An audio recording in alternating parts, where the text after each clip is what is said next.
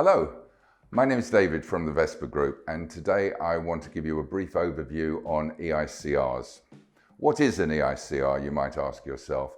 It's actually an electrical installation condition report and is part of new legislation that has been brought in to ensure that rental properties comply with electrical safety and current legislation.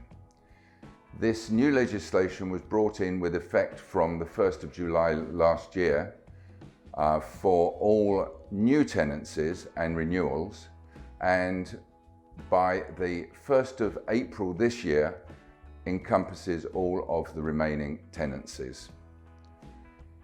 The EICR is carried out, as I've said, by a qualified person on behalf of the landlord, and a copy of the report is given to the tenant and upon request may be given to the local authority. It's very important to make sure that all properties have this report, as non-compliance can result in a fine of up to £30,000. Houses of multiple occupation, which used to have their own regulations, are covered by this new legislation.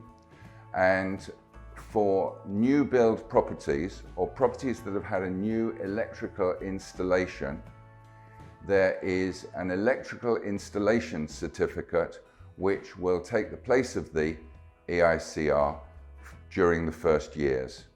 The EICR is valid for 5 years, and it would be in the interest of all landlords to ensure that they comply with this legislation within the next few weeks.